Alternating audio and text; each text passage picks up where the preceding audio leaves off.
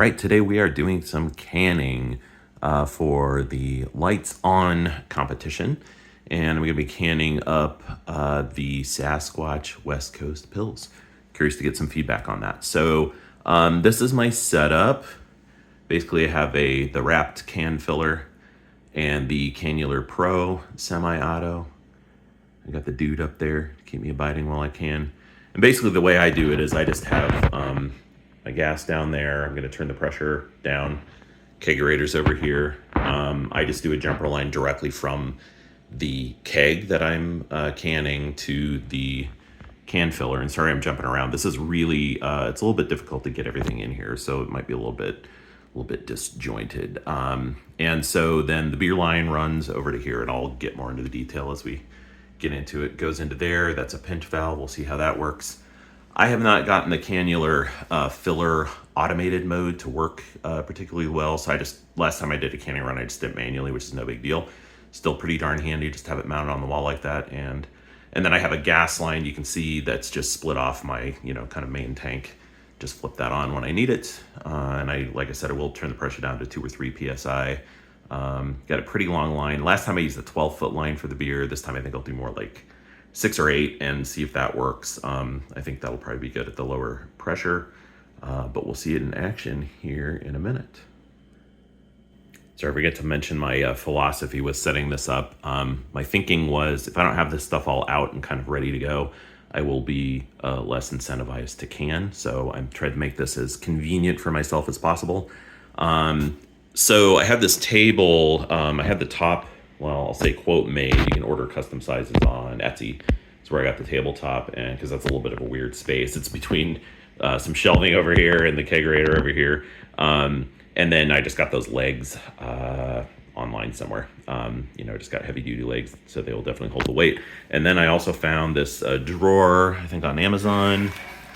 Keep my lids in there, all the fittings, the hose for the filler, the different chucks, and all the bits and bobs you need for using the can filler. That way I don't have to hunt those down. They're always where they need to be, just to make it easier. And that way it doesn't seem so daunting, so I'm much more likely to do it. Okay, so I did want to point out one nuisance. Well, there's a few, but this is one of the nuisances with the can filler. Overall, I like it. I shouldn't complain too much. It's convenient. It's pretty slickly designed. Wish I could get the auto mode working, but we'll keep doing that as I have time.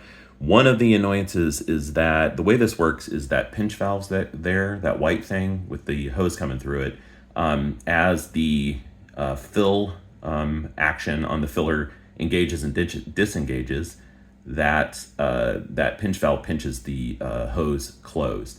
That yellow cap back there, that ball lock cap, does not have a poppet in it, so it's just open. And then on the other side, it's closed, obviously, on your keg. Or it's a normal one, so you can punch otherwise you wouldn't get anything coming out of your keg. So the pinch valve is the thing that enables and disables the beer flow. The problem is, and why you see that big black clip there, is as that pinch valve engages and disengages, the first time I used this, it pulled the hose off over time. It would just slip a little bit each time. And so I found that just putting that clip there holds it in place for the full canning session. But again, also want to note that cap on this end I don't know if it can't. The recommendation is you don't have a poppet in it, and the thing that controls the flow there is that pinch valve, and that's what engages and disengages when you're doing the filling. And of course, that also means that the thing that I'm going to put on this end of the beer line also doesn't have a poppet. So this duo-tight fitting, it's easy just to unscrew the top and pop that out of there. And again, just bear in mind, because this has bitten me a couple times when you're thinking about it, this end of things is open if that pinch valve isn't engaged. So if anything comes off of there, or if you do things in the wrong order, you're gonna have beer flowing unexpectedly because there's one end that is open. Unfortunately, I think I'm gonna have to do this in weird chopped up phases. It's just hard to get a shot of what's going on without me being in the way, but I will do the best I can, and feel free to ask clarifying questions since the angles are not great. I did want to point out, next up is I have my beer line. It's about 8 feet of 4 millimeter inner diameter duo-tight. This is the closed end that will go to the keg. The open end is up on the top. And again, you want to make sure and do this in the right order such that your open end is secured before you attach it to the keg, because otherwise, obviously when you say it out loud, if you're not thinking you do it in the wrong order, you'll end up with beer everywhere. And then I used just another gadget that I think is great is this power sprayer from Kegland. This is a great way to, with that ball lock attachment on the end, to shoot star sand through I just shot a liter of star sand through the beer line to get that nice and cleaned out. So I think the next thing is we'll get stuff a little bit more cleaned up. We'll get the gas thing positioned. We'll get some cans going and or cans sanitizing, and then we'll actually can some beer. The only other thing I'll mention at this point is I'll probably say it again, but you do want to run at least a pint, through, maybe more, unfortunately, through the line to get it nice and cold. Some people use a line chiller. That seemed overkill to me. I've found that if you do about a pint through there, just get it nice and cold. If you thought I had, which I didn't, you could put your line in the freezer or something, get it nice and cold. That does help with the foaming. So longer line, low pressure, and temperature are the keys to reducing your foaming and filling slowly. It takes me several seconds. I say several, it's more like 30 probably to fill a can, but just, go slow. You don't want to introduce unnecessary oxygen. You don't want to have, so much foam on the top that it doesn't can well. If you go nice and slow, you get a nice foam cap on the top, and we'll see that in action here in a little bit. All right, before we actually start canning, I wanted to get a shot of all the contraption hooked up there. So you see the hose coming out of that pinch valve obviously goes into the stainless steel tube that goes down into your beer. On the right of that, we got the gas that also is down in the beer. I'll clean that up a little bit, got some hoses across there. And then basically you just put a can on there. And then for manual mode, I believe to purge, I will remind myself, you hold the up and down buttons to get the gas going. And then that green button is the fill button. And again, you can automate this. I'll talk about that, I guess, maybe a little bit later. It's based on atmospheric pressure. You calibrate. In theory, it works. I've seen videos of it working. I did not have great luck with that. You can do, at least when I've done automated, it works, but I got a lot of overflow. Feels good, all that stuff. Just wastes a lot of beer. So, and, I don't mind just sitting there holding the button for half a minute to fill if it's a nice fill. Gas-wise, I purged the headspace of all my kegs that are on the gas line. Keep thinking maybe I'll have a separate line or just use one of those SodaStream tanks for this. Might be a little bit better. And then reduce the pressure down to about, it's hard to tell on the gauge when it's that low, but it's below 5 PSI. So, somewhere between 0 and 5. And that seems to work well. But we'll see in a second here. And then I've got about 14 cans in a 5-gallon bucket and a bunch of lids sanitizing. That seems to be about what fits in a 5-gallon bucket of Star Sand. And next we'll actually fill some cans. All right, about to fill the first can. Well, actually I'm gonna do the sacrificial pint to get the line cold. But I did want to go over the controls now that I got the thing activated, and this stuff's all squared away a little bit better. Basically you hold up down to purge. So I'll hold those two buttons down. You'll hear gas. And that's coming out of this side. Want to do 5-6 seconds, something like that. And then you hold the green button down. And because this is all set up the way I described earlier, the pinch valve will unpinch and beer will flow through the line. And when you release the button, it will repinch. So I just do the first one in a glass. It's 9 in the morning, so I will not be partaking, but it's a good good way to just get the line cold. Again, if you chilled it ahead of time, maybe you could get away with. So anyway, I'll go through the motions for this, but basically you just hold this down for a few seconds.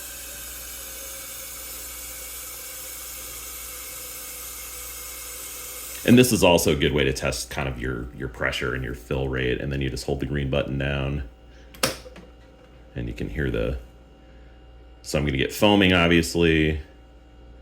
I may want to dial this back a little bit, but a lot of that foaming is probably just because it's pretty, line's pretty warm. Yeah, it seems to be calming down a little bit now. And then you just, actually that's not too terrible. I'm getting a little bit more bubbles than I would like. The slower you go, obviously the better your carbonation gets retained. And then when you're done, obviously, you just slip it off of there. I have a drip tray below that. I don't know if you could see that earlier, but because you will get drippage, and just accept the fact it's going to get a little messy. So that is that's the West Coast Pils. Could be just the bubbles. I think this glass probably has some, I don't think it has stuff on the bottom that makes it bubble, but it's smelling pretty fabulous still. So anyway, that's the process, and I'll do a few cans on video and probably just speed that up so you can see the repetition of it, and then I'll do seaming. Again, it's hard to get a shot of everything. I'll see what I can do here, but that's the gist. Purge for a few seconds, hold the fill button down, and you got yourself a can of beer. All right, we'll do our first actual can. The seamer is off to the side, so you won't see that this time, but maybe what I'll do is just kind of do one like this, and then back off, and you can see the whole process, and hopefully without me getting too much in the way. And these things do move a little bit, so just make sure you're kind of at the at the bottom, maybe not all the way at the bottom of the can with your with your gas and your beer line. So again, just purge.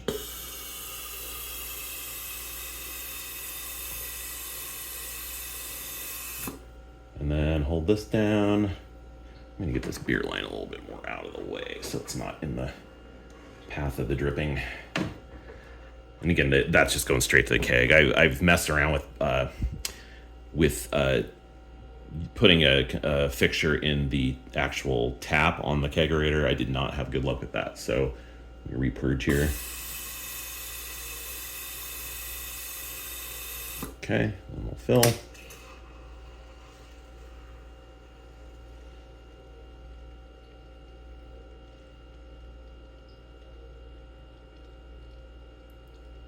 And again, that's filling nice and slowly. I'm in no big hurry. And you can see, I don't know if you can see on the camera, but you can see from where I'm standing kind of when it gets to the top. Yeah, that's nice. That's it's going to take, like I said, maybe, I don't know what the time is. Maybe I'll put a clock on here to see. But and then just, I usually just, okay, so I'm starting to see some bubbles. I usually just get it until you actually see, foam coming over the top there. Since it's the first one, I'll kind of take a look. That seems pretty good. Yeah, and then you just put the cap on there, and then I'll seam this one. But anyway, that's the process, and we'll show the seaming in a separate step. All right, I'm gonna try to get a shot of the whole thing. Angles get weird, but basically off to the side where you don't see. And sorry, I'm just using my phone. It's a lot easier than trying to get the other camera set up. So apologies for the audio unevenness. But off the side here, I have a 5-gallon bucket with cans and lids, Star San cans and lids. And then basically, just grab a can, stick it in here. Okay, thing slipped. I'm trying to stay out of the way as much as possible. So,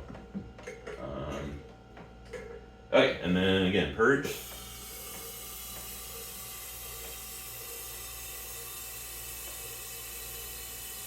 Fill.